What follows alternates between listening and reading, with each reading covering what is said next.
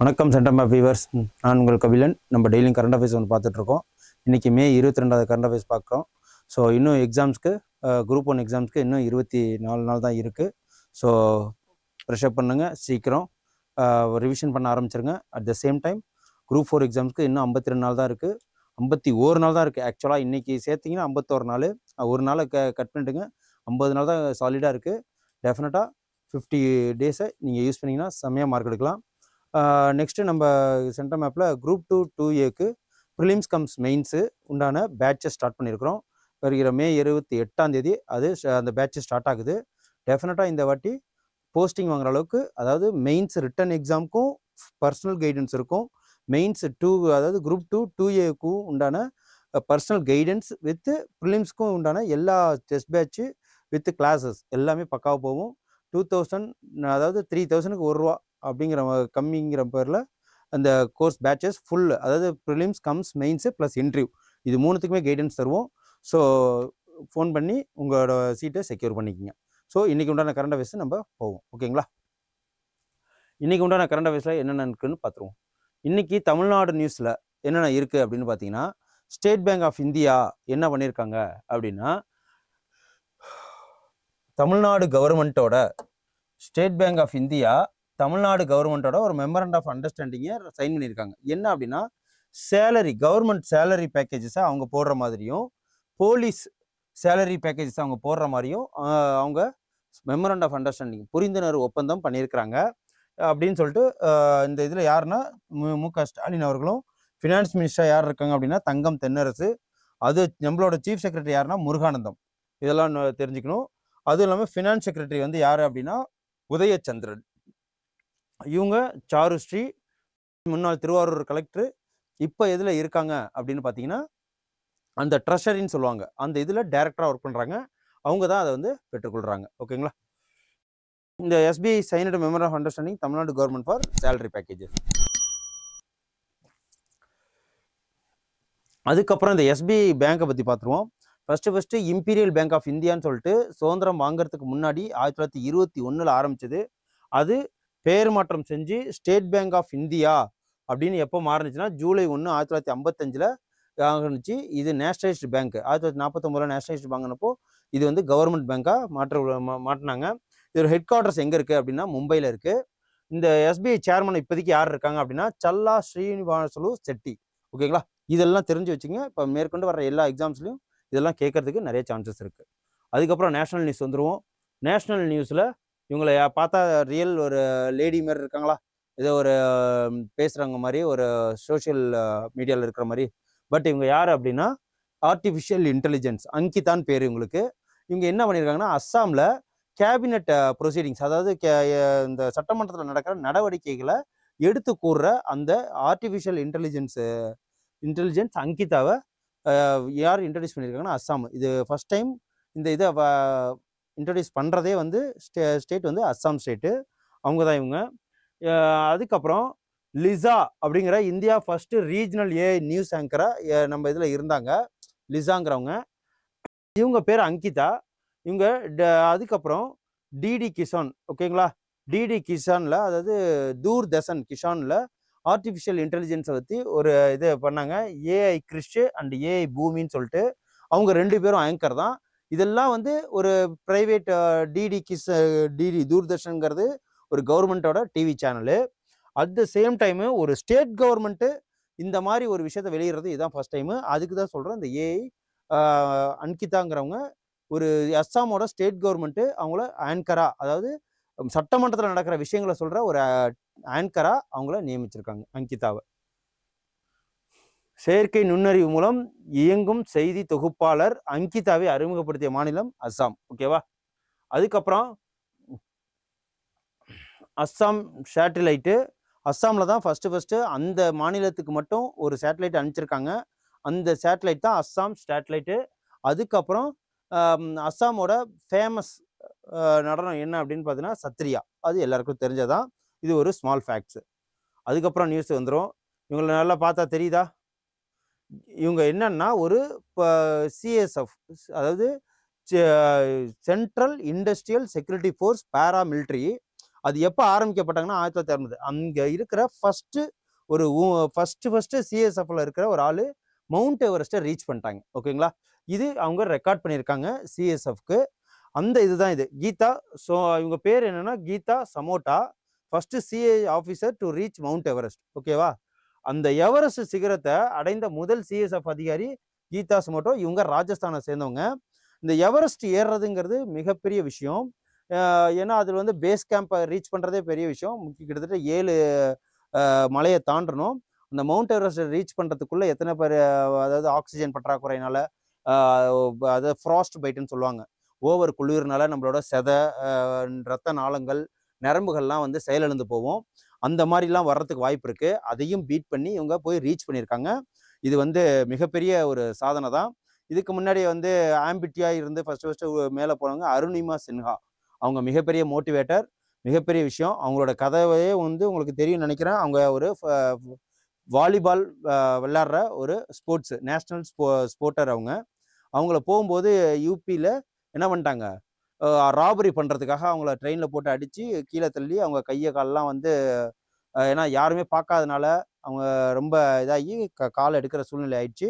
அதை முன்னாடி அந்த ஸ்போர்ட் விளையாட முடியாதனாலும் இவங்க என்ன பண்ணாங்க, மவுண்ட் எவரெஸ்ட்டில் ஆம்பிட்டியாக இருந்து ஏறி அவங்க பல சாதனைகள் பண்ணிட்டாங்க. அது மட்டும் இல்லாமல் Andes mountain, Alps mountain, Karakoram range இப்படின்னு சொல்லிட்டு வேர்ல்டில் இருக்கிற எல்லா உயர்ந்த மலைகள்லையும் அவங்க ஏறி சாதனை படைச்சிருக்காங்க. இதையும் ஒரு அடிஷ்னல் நியூஸ் தான்.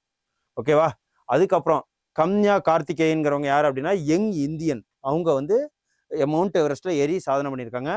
கமி ரித்தா ஷெர்பா அப்படிங்கிறவர். அவர் என்ன பண்ணுவாங்கன்னா, இந்த எவரெஸ்ட் ஏறுறவங்களெல்லாம் அந்த நேபாள்காரரு அவர் என்ன பண்ணுவார், ஹெல்ப் பண்ணுவார். ஓகேங்களா, அசால்ட்டாக என்ன பண்ணியிருக்காரு, 29 தடவை அந்த மவுண்ட் எவரெஸ்ட்டை தொட்டுட்டு வந்திருக்காரு. அது ஒரு சாதனை. அதுக்கப்புறம் சித்தி மிஸ்ரா அப்படிங்கிற ஒரு பொண்ணு, சின்ன பொண்ணு, மவுண்ட் எவரெஸ்டோட பேஸ் கேம்ப் வரைக்கும் போயிட்டு வந்திருக்கு. ஓகேங்களா, youngest girl reached Mount Everest base camp அவங்க தான். அவங்க பேர் என்ன அப்படின்னா சித்தி மிஸ்ரா. அதுக்கப்புறம் இன்டர்நேஷனல் நியூஸ் பார்த்துருவோம். இது என்ன அப்படின்னா சவுத் அமெரிக்கா கொலம்பியா ஜாயின்டு இதில் China belt and road initiative 2013 இது ஆரம்பிச்சது. இந்த மேப்பு பார்த்தா நல்லாவே தெரியுது. இந்த சைனா ஒன் பெல்ட் ரோடுனா பழைய சில்க் ரூட்டுன்னு சொல்லுவாங்க. அதாவது வணிகம் பண்ணுறதுக்காக, துணிகளை வணிகம் பண்ணுறதுக்காக உள்ள ரோடு. அந்த ரோடு திரும்பி வந்து சைனா இப்போ என்ன பண்ணாங்க, 2013 எல்லாத்தையும் இணைக்கிற ட்ரேட் ரூட்டாக ஒன்று ஆரம்பிக்கணும் அப்படின்னு சொல்லிட்டு ஆரம்பிச்சது. நம்ம இதில் நாற்கர சாலைலாம் இருக்குல்ல, குவாட்ரிலேட்டர், கோல்டன் குவாட்ரிலேட்டர், அது 4 மெயினான ஏரியா. இது சென்னை, மும்பை, கல்கட்டா, டெல்லி, இது 4த்தையும் இணைக்கிற அந்த இது மாதிரி இது ஒரு ட்ரேட் ரூட்டு. இது என்னென்னலாம், இது பார்த்தீங்கன்னா இது லேண்ட் ரூட்டும் வரும், சி ரூட்டும் வரும், ட்ரெயின் ரூட்டும் வரும். இது எல்லாமே கனெக்ட் பண்ணி எல்லாமே சைனாவை வந்து ரீச் பண்ணுற மாதிரி. அதுதான் இந்த இதில் இப்போதைக்கு யார் வந்து ஜாயின் பண்ணியிருக்காங்க அப்படின்னா சவுத் அமெரிக்காவை சேர்ந்த கொலம்பியா. ஓகேவா,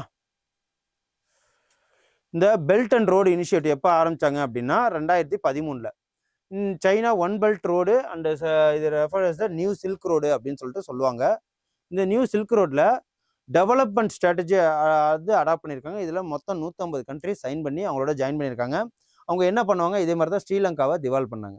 இதில் ஜாயின் பண்ண வச்சு அவங்களுக்கு கடனை கொடுத்து அவங்கள சீரழிக்கிறது. ஓகேங்களா, அதே தான் இவங்க ரூல் பண்ணுறாங்க. இந்த பெல்ட், அதாவது பார்டர், அதாவது belt road India compose the 6 urban development and land corridors. அதுக்கப்புறம் link with road, rail, energy and digital infrastructure. இது எல்லாத்தையுமே லிங்க் பண்ணுறதா இந்த என்னது பெல்ட் அண்ட் ரோடு இனிஷியேட்டிவ். இதில் யார் இப்போ கலந்துருக்காங்க அப்படின்னா கொலம்பியா. கொலம்பியாங்கிறது எங்கே இருக்குன்னா சவுத் அமெரிக்காவில் இருக்கு. அந்த கொலம்பியாவோட கேபிட்டல் என்னன்னா பக்கோட்டான்னு சொல்லுவாங்க. அதுக்கப்புறம் வேர்ல்டு ஹைட்ரஜன் 2025 சமிட் எங்கே நடந்திருக்கு அப்படின்னா ஹைட்ரஜன் சமிட்டு ரோட்டர்டாம், நெதர்லாந்தில். ஓகே, 2022-22 வரைக்கும் இந்த சமிட்டோட இது எங்கே நடந்திருக்குன்னா நெதர்லாந்து, ரோட்டர்டாம் அங்கே ஏரியாவில். இதோட உலக ஹைட்ரஜன் உச்சி மாநாடு நெதர்லாந்தில் நடந்திருக்கு.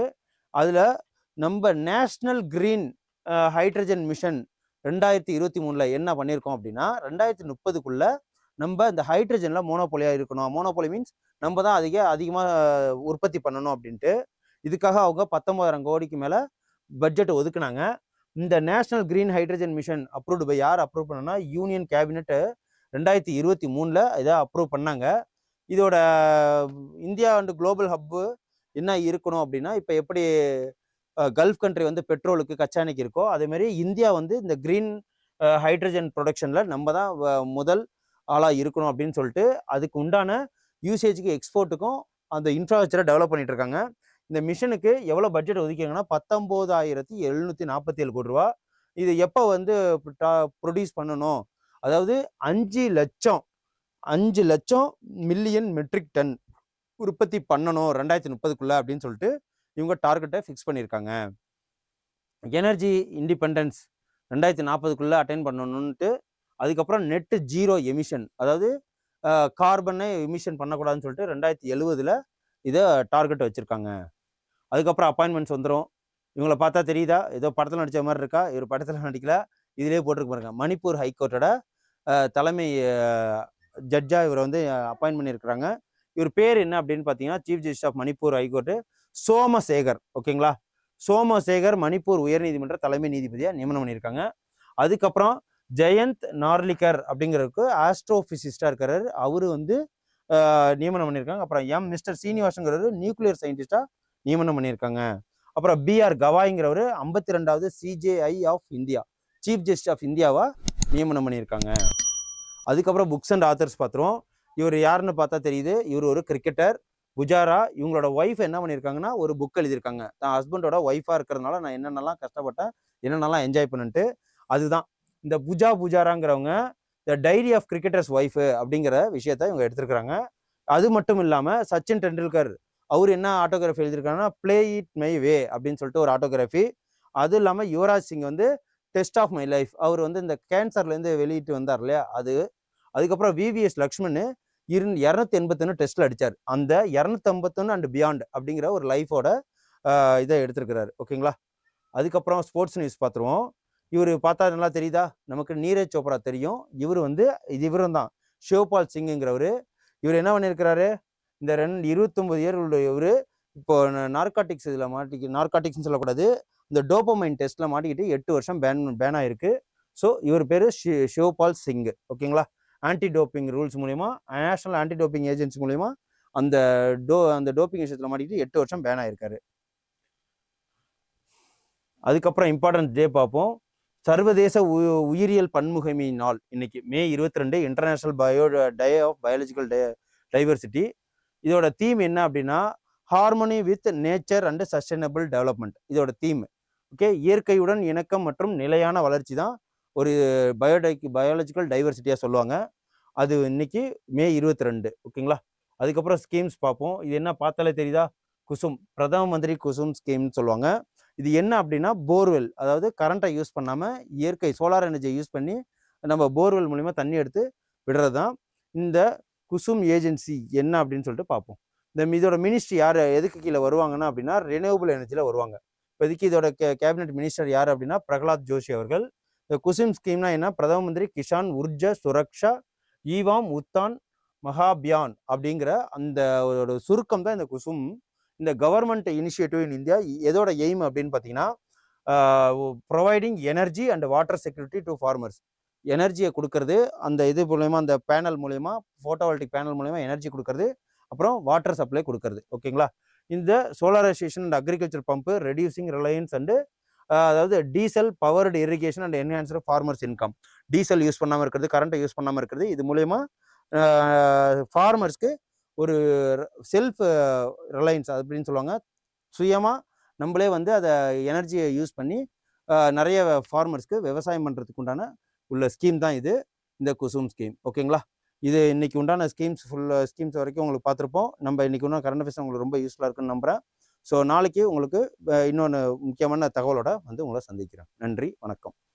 Send a map. You dare to dream, we care to accomplish.